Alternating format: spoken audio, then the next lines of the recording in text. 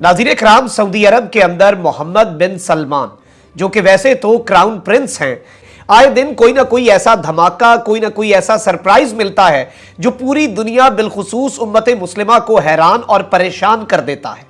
लेकिन इस वक्त नाज़रीन इकराम कुछ ऐसा हुआ है जिसने एक मर्तबा मुकम्मल तौर पर सबको हिलाकर रखा है। कुछ ऐसे मामलात जो आज तक सऊदी अरब की तारीख में 1400 साल से नहीं दिए गए, वो सब कुछ इस वक्त मुकद्दस सरजमीन पर खुल्लम खुल्ला करने की इजाजतें दे दी गई हैं। सो फॉर लॉन्ग हमने मुस्लिम वर्ल्ड को हाईजैक करके रखा about India and about Kashmir. So हमें ये अपनी ओरिएंटेशन कैसे बदलनी होगी कि हमने जो मुस्लिम ममालिक को रोक के रखा, आज वो मुस्लिम ममालिक जो है वो इंडिया के साथ चले गए, बल्कि कश्मीर में तो दुबई की गवर्नमेंट इन्वेस्टमेंट कर रही है। आप देखें इस वक्त हर पाकिस्तानी कंफ्यूज है, नर्वस है कि हमारे साथ क्या होने वाला है। अभी तो ये आगाज है, अभी स्टार्ट है, और याद रखिएगा कि ये एक रेस चल पड़ी है। तो दोस्तों, आइए देखते हैं पाकिस्तानी मीडिया की लेटेस्ट वीडियो।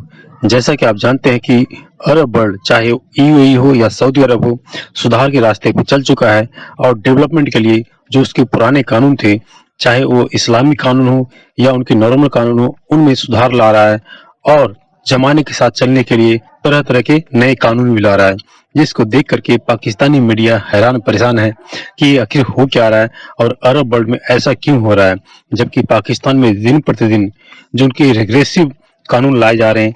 तो दूसरी तरफ पाकिस्तानी मीडिया को एक और जलन हो रही है कि जिस तरह से इंडिया और अरब वर्ल्ड के जो रिश्ते हैं सुधरे हैं, और खास तौर से प्राइम मिनिस्टर मोदी जी के जो टेन्योर है उसके आने के बाद जिस तरह से अरब वर्ल्ड और इंडिया के रिश्ते सुधरे हैं, और इस दौरान मोदी जी ने न सिर्फ कई बार यूएई का विजिट किया बल्कि अलग अलग एमओयू साइन किया गया।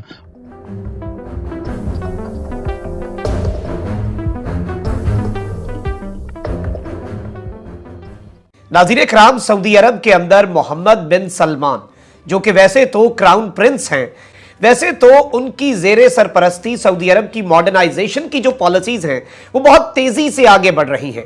आए दिन कोई ना कोई ऐसा धमाका, कोई ना कोई ऐसा सरप्राइज मिलता है जो पूरी दुनिया बिलखुसूस उम्मत मुस्लिमा को हैरान और परेशान कर देता है। लेकिन इस वक्त नाज़रीन इकराम कुछ ऐसा हुआ है जिसने एक मर्तबा मुकम्मल तौर पर सबको हिलाकर रखा है और बहुत से सवालिया निशान लग चुके हैं। और इस सब के अंदर यहूदियों का बाकायदा तौर पर अकीदे हैं, उनके वहां पर जो प्रीचर्स हैं जिन्हें रबी कहा जाता है, उनके हवाले से कुछ ऐसे होशरुबा इंकशाफात सामने आए हैं, कुछ ऐसे मामलात जो आज तक सऊदी अरब की तारीख में 1400 साल से नहीं दिए गए, वो सब कुछ इस वक्त मुकद्दस सरजमीन पर खुल्लम खुल्ला करने की इजाजतें दे दी गई हैं। इस सारे के सारे मामले के अंदर सऊदी अरब के कुछ कवानीन हैं मज़ाहिब के हवाले से। इसराइल के शहरी जो हैं वो इसराइली पासपोर्ट पर सऊदी अरब में दाखिल नहीं हो सकते, लेकिन बहुत से इसराइली शहरी जो हैं वो सऊदी अरब जाते भी हैं, लेकिन वो यूएस पासपोर्ट पर जाते हैं। अब इस सारे के सारे मामले के अंदर नाज़रीन कराम, एक रबी, ये बेसिकली जिस तरह से हिंदू मजहब के अंदर पंडित होते हैं या मजहब इस्लाम के अंदर आलिम दीन होते हैं, और इतलात यही है कि ये जो रबी इस वक्त गया है ये भी अमरीकी पासपोर्ट पर वहां पर इसने सऊदी अरब का सफर किया। इसने जो चीज डिफरेंट की है वो बड़ी अलार्मिंग। अच्छा, इसने किया क्या है? इसने कुछ चीजें पब्लिक की हैं, इसने कुछ चीजें मंजर आम पर ये लाया है, और ये रियाद के अंदर नाज़रीन कराम हनुका का फेस्टिवल है उसे अपने होटल के अंदर मना रहा है। और इस होटल के अंदर मनाना, अब ये कहा जाएगा कि ये प्राइवेट है, इस पर फिर इसराइल के इतने अखबार क्यों कवरेज कर रहे हैं? प्राइवेट उस वक्त नहीं रहता जब आप प्राइवेटली एक काम करके उसे खुद सोशल मीडिया पर डालते हैं, वो पब्लिकली हो जाता है।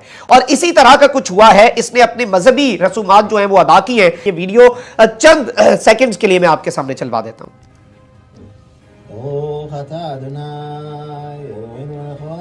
एक और ट्वीट भी अपनी स्क्रीन के ऊपर मुलाहिजा फरमा सकते हैं। इस ट्वीट के अंदर इसने एक वीडियो क्लिप जो है वो डांस करते हुए शेयर किया है।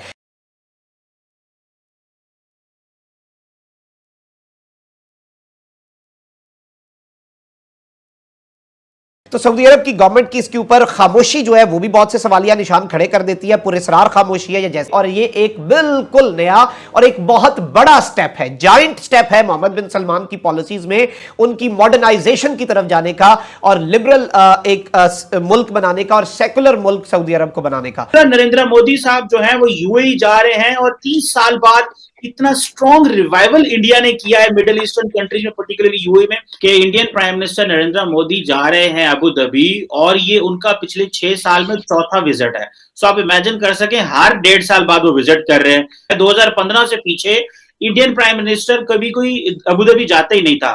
सो फॉर लॉन्ग हमने मुस्लिम वर्ल्ड को हाईजैक करके रखा about India and about Kashmir. अभी की पोजीशन ये है कि वो इंडिया जो है वो अबू धाबी को और मिडिल ईस्टर्न कंट्रीज को कह रहे हैं एक्सटेंडेड नेबरहुड, जबकि हम जो है वो जाते हैं वहां पे कि साढ़े वीजे बंद कर छड़े, साढ़े वीजे खोलो। So there is difference. So हमें क्या करना होगा? सो हमें ये अपनी ओरिएंटेशन कैसे बदलनी होगी कि हमने जो मुस्लिम ममालिक को रोक के रखा, आज वो मुस्लिम ममालिक जो है वो इंडिया के साथ चले गए, बल्कि कश्मीर में तो दुबई की गवर्नमेंट इन्वेस्टमेंट कर रही है। ये सिर्फ अबू धाबी वाली बात नहीं है चीमा साहब, पाकिस्तान को अपनी फॉरेन पॉलिसी को रिविजिट करना पड़ेगा और डॉलर बेस्ड या फाइनेंशियल बेसिस से हट के फॉरेन पॉलिसी बनाना हो। जो पैसा देता है हम कहते हैं जी हमारे इनके साथ बहुत पुरानी रिलेशनशिप है। सऊदी अरेबिया आपसे पैसे वापस मांग ले तो आप उनके खिलाफ हैं, अगर सऊदी अरेबिया आपको उसमें से पैसे कुछ दे दे तो आप कहते हैं जी हमारे ये फरमा रवा है, ये हरमैन शरीफैन है, हमारे सदियों से हमेशा रेस्क्यू करते रहे हैं। मैंने जिस तरह आपको अर्ज की ना कि पाकिस्तान में पाकिस्तानी लीडरशिप होनी चाहिए जिनके इंटरेस्ट पाकिस्तान में मौजूद हों। कब आज तक देखे मेरा ये क्वेश्चन मार्क होगा आपकी फॉरेन पॉलिसी किस तरह ठीक होगी? जो भी आपके पुराने आप सबसे पहले तो आप लंदन, आप पाकिस्तान जो है वो ऑपरेट लंदन से बैठ के हो रहा है। आपके सारे लीडर जाते हैं अपनी हुकूमत करने के बाद वापस अपनी प्रॉपर्टीज बिजनेस वहां मैनेज करते हैं या लूट के लिए वापस आते हैं फिर चले जाते हैं। अभी तो ये आगाज़ है, अभी स्टार्ट है, और याद रखिएगा कि ये एक रेस चल पड़ी है।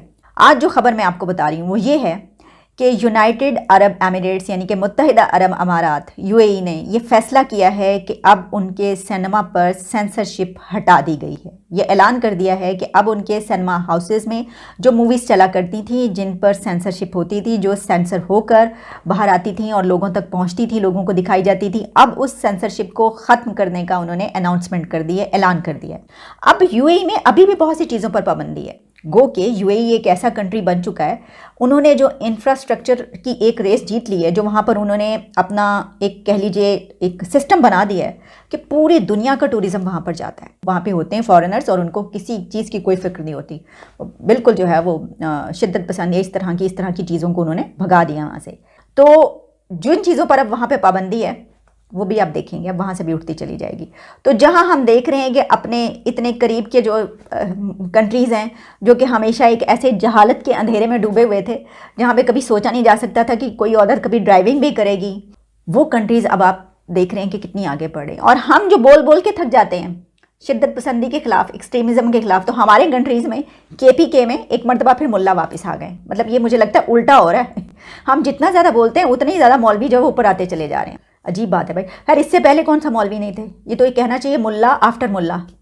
PTI वाले भी तो अंदर से सबके सब, अंदर से क्या बाहर से, मतलब जिस किस्म की स्टेटमेंट्स आती हैं सूटेड बूटेड नज़र आएगा बंदा, अंदर से पूरा मौलवी है। और मैं कहना चाहूँगी कि अपनी जो शिद्दत पसंदी हमने इख्तियार की हुई है, हम तौहीन मज़हब और इस तरह की चीज़ों को आड़ बनाकर हमारी जैसी सोसाइटीज़ में इस तरह की चीज़ें हो रही हैं, इसको छोड़िए, बाहर निकलिए, क्योंकि आगे जो इरा है उसमें इन सब की गुंजाइश ही नहीं है।